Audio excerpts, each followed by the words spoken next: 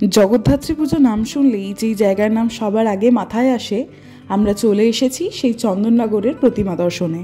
তাহলে চলুন আপনারাও আমাদের সাথে সামিল হন মানকুণ্ডু এবং চন্দননগরের প্রতিমা দর্শনে।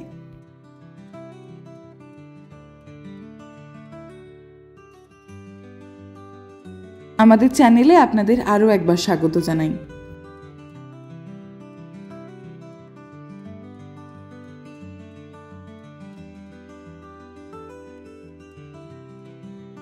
মানকুণ্ডু স্টেশনে নেমে প্রথমেই আমরা মানকুণ্ডু সর্বজনীন পূজা কমিটির প্রতিমা দর্শন করেছিলাম এবং এখানকার থিম ছিল ঐতিহ্যের অগ্নিস্নান।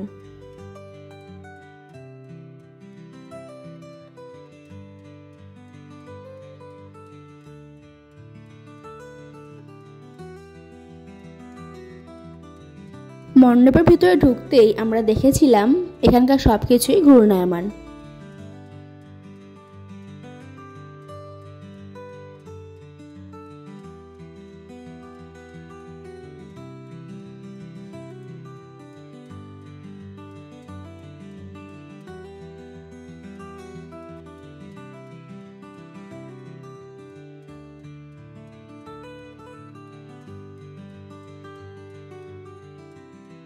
এখানকার প্রতিমা ছিল ঢাকের সাজে সুসজ্জিত। এরপর আমরা চলে এসেছিলাম নতুন পাড়ায় প্রতিমা দর্শনে। এখানকার থিম ছিল লালন ফকিরের মনের মানুষ।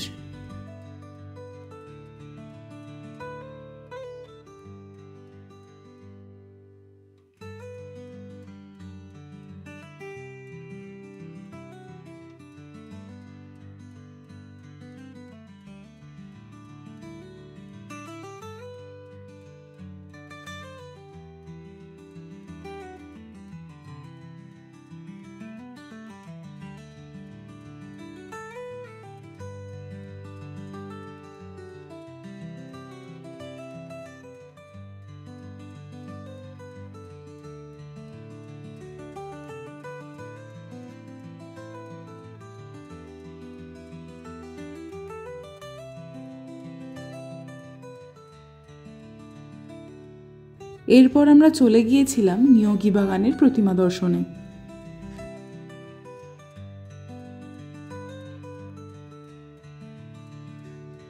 পূজা মণ্ডপের ভাবনা ছিল দর্পণ দৃষ্টি।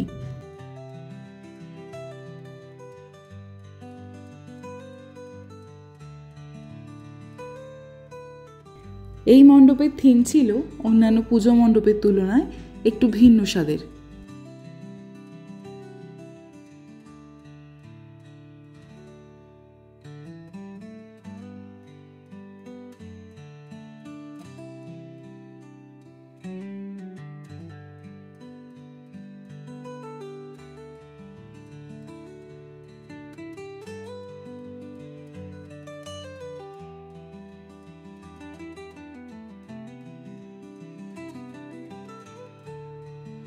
এরপর আমরা চলে গেছিলাম মহাডাঙ্গা মেন রোডের বালক সংঘ ক্লাবের প্রতিমা দর্শনে।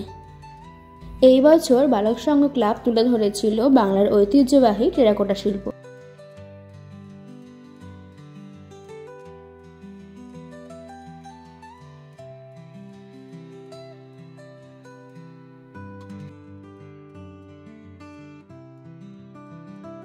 পরবর্তী প্রতিমা দর্শনের জন্য আমরা চলে গিয়েছিলাম লিচুতলা। এখানকার থিম ছিল বিবর্তন। নিউজ পেপার বা খবরের কাগজের বিবর্তনের বিষয়টি তুলে ধরা হয়েছিল এই মণ্ডপে।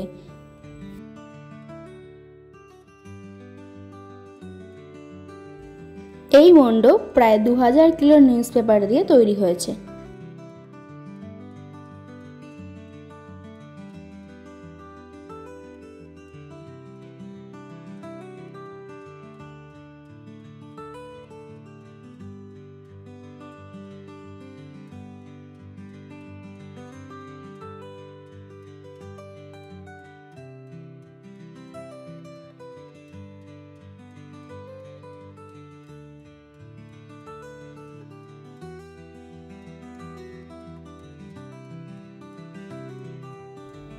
এবার আমরা চলে এসেছিলাম চন্দননগরের রানীমা দর্শনে। এখানকার মূল আকর্ষণ ছিল চন্দননগরের সবচেয়ে সুউচ্চ 37 ফুটের রানীমা।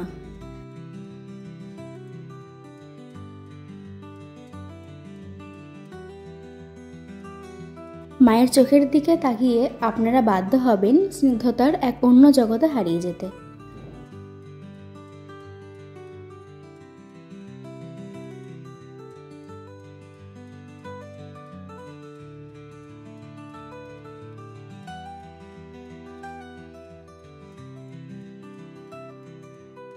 এরপর আমরা চলে গিয়েছিলাম বড়বাজার প্রতিমা দর্শনে।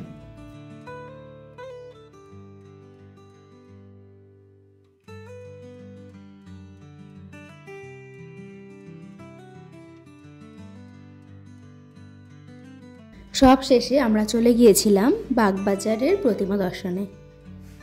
বাগবাজার মানেই অসাধারণ আলোকসজ্জা, সাথে অপরূপ ঢাকের সাজে সজ্জিত মাতৃপ্রতিমা।